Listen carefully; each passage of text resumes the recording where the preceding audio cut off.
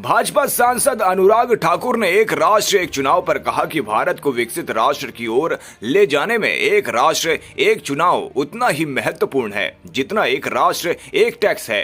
लोग जानते हैं कि किसे चुनना है। लोग बहुत समझदार हैं।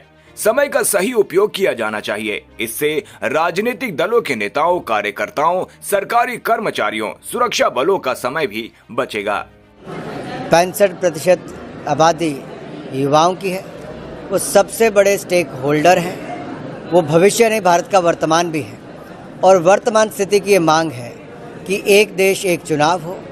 और उस दिशा में जो पूर्व राष्ट्रपति रामनाथ कोविंद जी की अध्यक्षता में हाई लेवल कमेटी ने रिपोर्ट दी है, वो ये दिखाती है कि इसके कितने लाभ हैं। एक साथ विधानसभा लोकसभा के चुनाव होंगे, 5 साल का उसका टेन्योर रहेगा।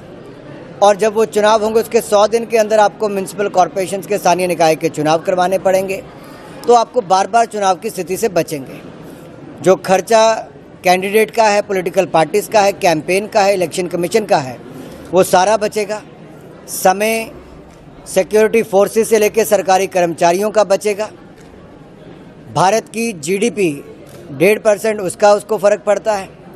और जो लगभग 4.5-5 लाख करोड़ रुपये 5 साल में अन्य विधानसभा, लोकसभा और अन्य चुनावों में खर्च आता है, अगर उसकी बचत होती है तो देश के निर्माण में वो भी काम आता है। कुल मिलाकर ये विन विन सिचुएशन है। और अगर ऐसी स्थिति बनती है कि मध्यावधि चुनाव आते भी हैं तो केवल उसी टेन्योर के लिए होंगे जितना वो अवशेष अवधि है।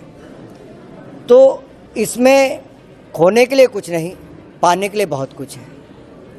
और भारत को विकसित राष्ट्र बनने की दिशा में जो आगे लेकर जा रहे हैं, उसमें वन नेशन वन इलेक्शन भी उतना ही महत्वपूर्ण है जितना वन नेशन वन टैक्स है।